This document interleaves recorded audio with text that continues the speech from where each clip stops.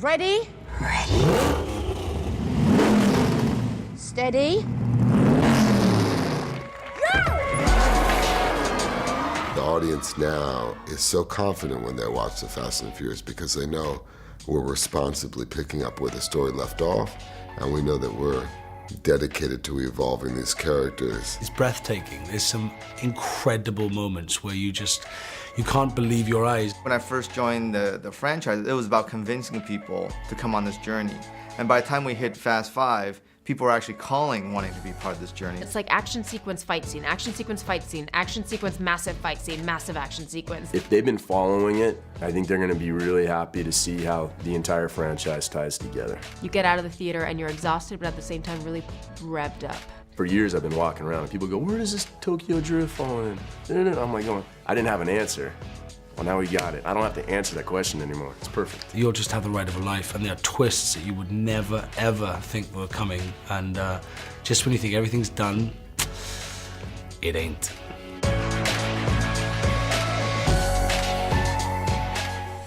Now, the last time I sat down with Vin Diesel and Dwayne Johnson, or Mr. The Rock as I like to call him, it was on a beach looking out over the sea in Rio de Janeiro. Clearly things are different this time round. We're in London, so what's going on? We find our characters resting on the laurels of their accomplishments, their big Rio heist. Things are good, they got all the money in the world. Hanging out, enjoying the fact that they've made $100 million and they're just chilling. But they're kind of captive. Okay, so here we got all this loot, but we can't go anywhere. We move 2 inches and it's like we gotta look over our shoulder, you know? We're always covering our back. And then Hobbs shows up. It wasn't that hard to find you, Toretto. Wasn't hiding. And asks Dom for help because he needs to take down these bad guys. Last week, a team of highly coordinated drivers took down an entire military convoy. Criminal mastermind who they basically can't catch. His name's Owen Shaw. We talking vehicular warfare. We've never seen this before. The good guys are only as good as the bad guy is bad. Period. This code you live by is about family. It's the very reason you weren't even in the game. He also has Letty, This was taken a week ago. who most of family, you know, Dom's team, thinks she's dead. It's impossible. And if there's anything that's gonna get them out of hiding, it's Letty and bringing one of their own back home. I need your help, Dom. I need your team. And the thought that this person may still be around, I mean, that they've been hoodwinked, that they've been played, like, what? You believe in ghosts? And then they realize for the first time in their whole life, they have to think other than the money. They have to go and get her back. I'm offering you a chance to make your family whole again. You get as close to Letty and we'll get you shot. With that news come all of these repercussions and all of this massive action. Guys, they got a tank. Now it's all a matter of just realizing it, making it work, at all costs, doesn't matter. Maybe the Letty we once knew is gone. You don't turn your back on family, even when they do. I was traveling around Europe to see which city might be the partner for Fast and Furious 6. And as soon as I landed in London, it felt just right. Fast 5 took place in Rio, and it was a kind of a warmer feeling. It was a more festive feeling. This movie, we needed to get out of that kind of festive, warm place and into a more gloomy, cold, industrial feeling. The city really influences the film, and also in terms of just like the color palette. Like I remember Brazil being more earthy and rusty and more warm colors, and it was a bit cool in London, so it just adds a whole new element to the movie. I think there's a great energy in London. I think it's representative of Europe in many ways, just because of, you know, London's participation in history. It makes it so big in scope, because it's like, how are they going to mess up, you know, such beautiful traditional architecture and all these landmarks, and so you kind of think, oh no, what are they gonna do? This is London, baby. You can't count the amount of iconic images that they chose to use in this film, and they've used One, which is Piccadilly Circus. They shut down Piccadilly Circus. When we shot that scene when Dom and Letty chase each other up Piccadilly, around Piccadilly Circus and down the Haymarket, they had 2 minutes every hour to shoot that over a night. I went down to watch. I was mesmerized that, you know, I knew how big a deal to shut down Piccadilly is. We're only the third movie in history to actually do that. Just like old times. This is a powerhouse of a city, right? And so now here we're trying to create the most badass villain that we've ever had to face before. Let's make him English, you know? I mean, I could get deep with it, but ultimately, at the end of the day, I think, you know, it's just a great scene, and you got a cool, sexy crowd to exploit. You know what I mean?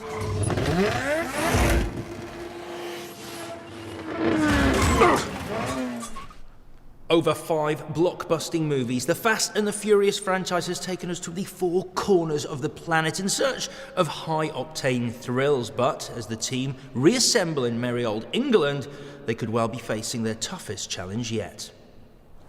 I'm gonna give you a chance. Take your crew and walk away. That's the only way you're gonna keep your family safe. Luke Evans, hello, how are you? I'm very good, how are you? Yeah, I'm good, thank you. Yeah, thanks for having us down. Well, welcome. This morning. Now, you are a brand new face to the Fast and the Furious series. What can you tell us about Owen? Owen, well, he is, it's the first time they've had a proper archetypal villain in the franchise for a start. So that's the first thing, you know.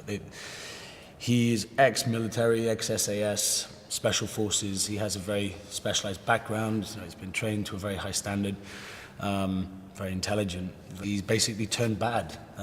He hijacks military components and technology that he then sells on the black market and makes a huge amount of money and makes cool cars like this. Currently, arguably the biggest action franchise in the world, the Fast movies. Yeah. How does it feel to you joining this series of movies? You do feel like you are joining a huge, mammoth-sized action franchise. You really do.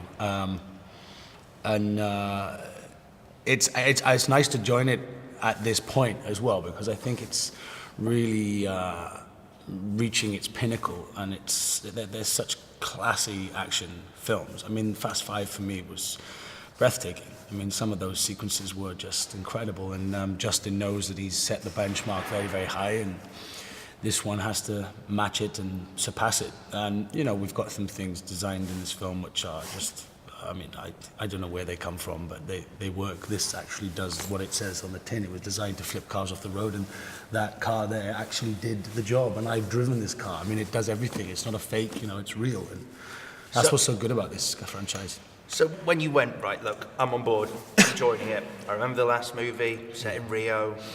Were you expecting exotic locations, sunshine, and then when you said, so where are we filming first? London. Yeah. London. How did that feel?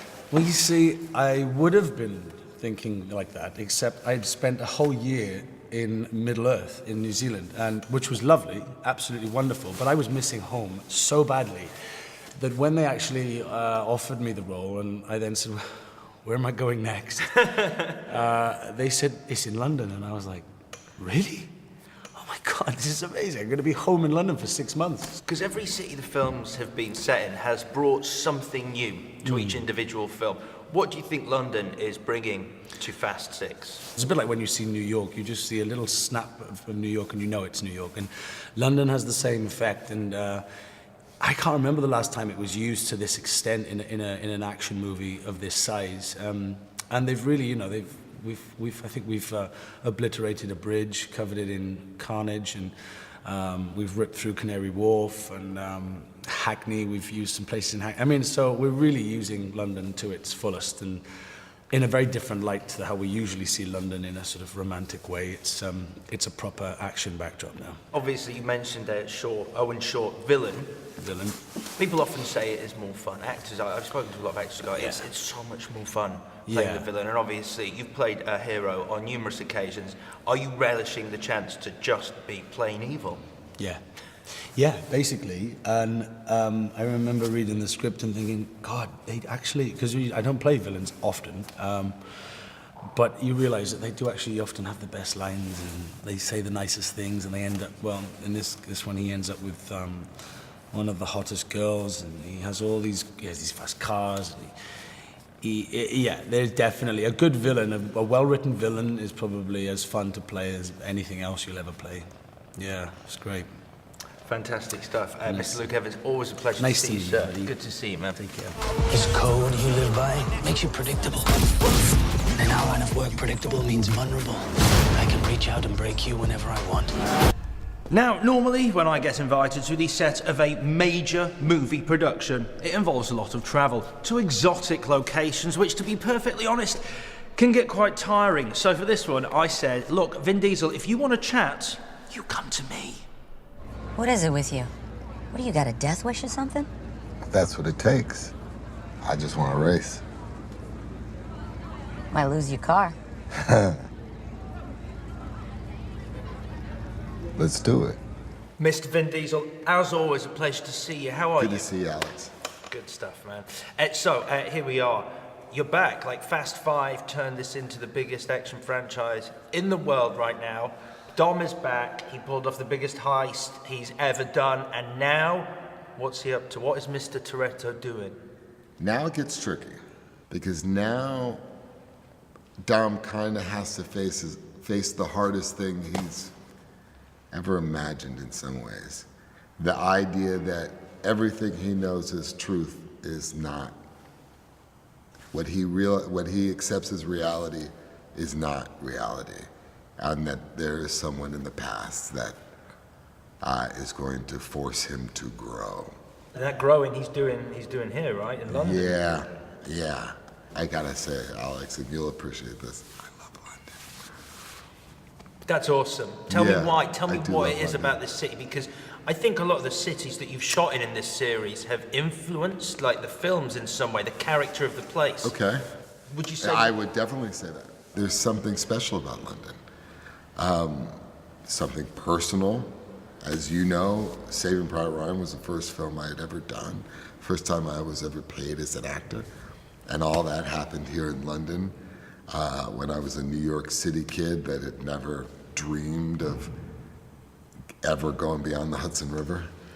And I was here at the Hatfield Air Base Center shooting Saving Private Ryan with Tom Hanks and this very, very, very, very passionate director, Stephen.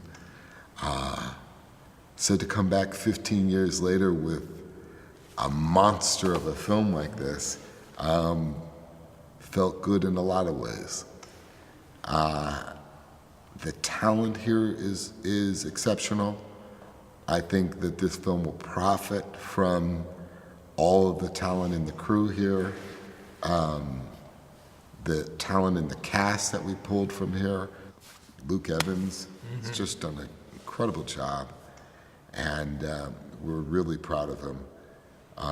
There's a certain kind of coldness that the sixth film, the sixth chapter, needed. We came out of Rio, we came out of a very warm environment. The world isn't just Rio. The world has its, other places like London that are direct contrast with the Rio. And I think that makes for good filming. Certainly a lot colder. And a lot colder. Because the last time actually we sat down together was on a beachfront in In Rio. Rio, that's right. Lovely hotel. And I don't know if you remember this. I do remember. Well, I remember saying at that point to you, I was like, hey, listen, why don't you set the next movie in London? Now, all I'm asking here, Vin, is your permission to sort of walk around, just my friends, like no one important, and go, yeah, the reason it's set in London is because I told Vin that he should do it in London. The reason why it's set in London is because Alex told me that it should be in London. And I acquiesced quite readily, if you want to know. Vin, it's always a pleasure seeing you. Always Thanks, good to see man. you, Alex. Good to man. see you. I got to get my London garb on. I did some checking, asked around. Got the location of a street race tonight.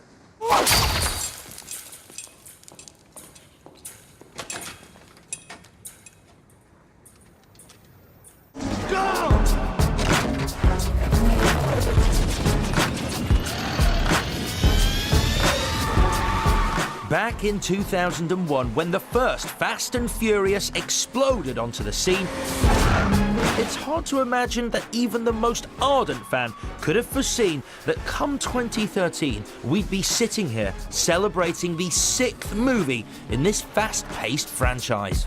One race, 2G buying.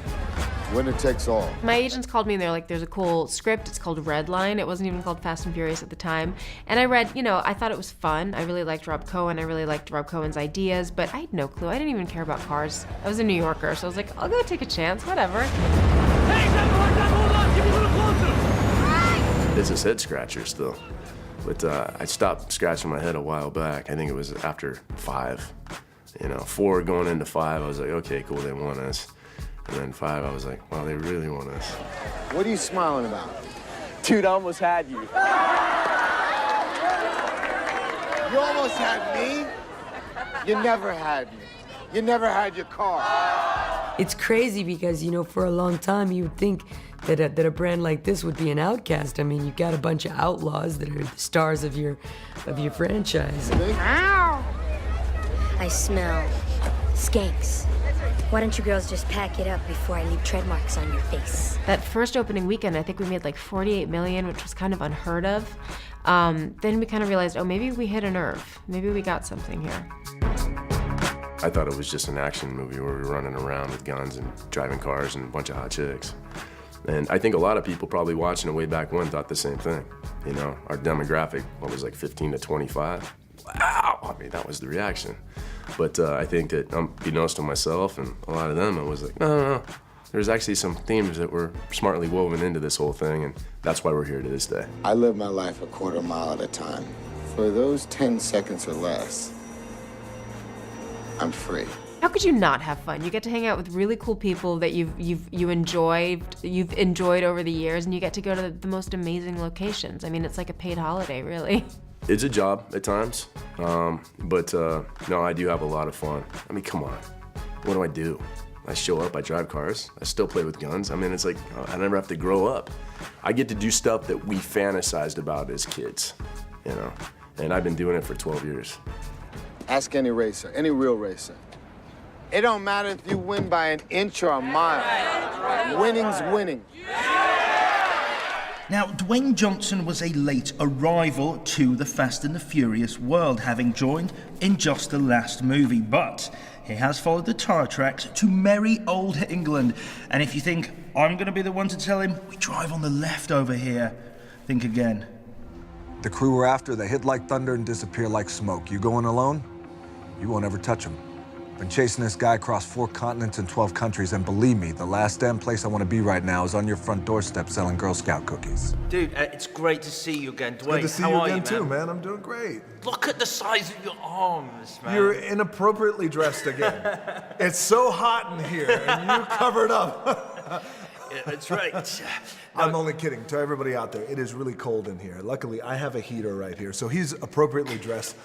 I am in the spirit of what I like to do, showing off. Is what's called showing off. Are you bigger than last time? Are you bigger than Fast 5 now with these arms? I am. I'm bigger and I'm better looking. So you showed up in Fast 5 as like the ultimate Took badass. over is what it's called. Kicking ass and taking names. Yeah. And Hobbs is back. What's he doing this time? I did nothing. Just hanging out. We're going for a different feel. He's just in the back of a van. Yeah, tea and biscuits and all that. We introduce new characters and we introduce new bad guys because there's always bad guys. They're always doing bad things. Some great bad guys who are very formidable. In order for me to catch these guys, because it's what I do, I catch the bad guys. I have to enlist the help of Dominic Toretto and his crew. And I do it in a way very Godfather-esque, where I make him an offer that he can't refuse. Every city that this series has been in has brought something to it. Now, what has London brought to this movie in particular? I mean, does Hobbs have a fish and chip supper at some point? He does, yeah. He has tea with the Queen. It's always very interesting because she's a great woman. Yeah, lovely. Very funny. hell of a sense of humor too. Loves my tattoos. I think for me personally, and I think as an actor though too as well, there's just such great rich history here in London that anywhere you shoot anywhere exterior, you get a great piece of London where there's great history. You know, it's great because the way London is built is there's not a lot of room for bigger automobiles that you have. And my automobile, the Navistar, is about a 20-ton plus ridiculous vehicle. So to have that in the streets of London is a lot of fun. And I know the Londoners appreciate that. The lads and lasses, as we say in London. The lads. Now, the big scene, well, one of the big scenes last time was the fight that everyone always wanted to see. It's Hobbs and Dom, you and Vin Diesel going at each other. Now, how are you going to up that for this movie? I mean, A, you working together. B, I don't know what you could do to sort of outdo that fight scene. I mean, is there a scene where perhaps you crash into some water and punch a shark? I don't do that. No. But I do slap Vin's lips off his face. There's more? No, I mean literally, his lips are gone. So he's doing, no, I'm only kidding. I slap one lip off. No. How do we do that? Here's, I think, one of the most important things about that. That was such a cool fight. I love that fight. A lot of fans did too. But let's not try and top that. Because you can't unless we kill each other. Unless it's fucking dead. So now the challenge is introducing new bad guy characters that are formidable characters, that are viable, and are built up nicely in the movie. So when we all do fight at the end of the movie, it is a big fight. And I can tell you now, because we've been shooting it, this final action sequence is a massive action sequence that has myself, Vin, but it has every character in the movie in this massive action sequences, and on top of that, a massive Antonov Russian plane that can or cannot be going down, maybe not, without giving the story away, but it's going to be a hell of a sequence. Fantastic. Dwayne, always good to see you. you. It's a pleasure, man. Thank you so much, man. We've graduated to a whole new level.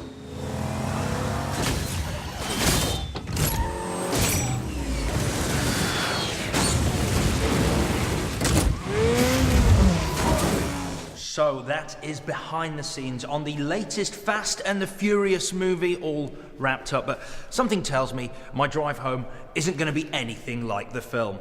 See you in the traffic. Bye-bye.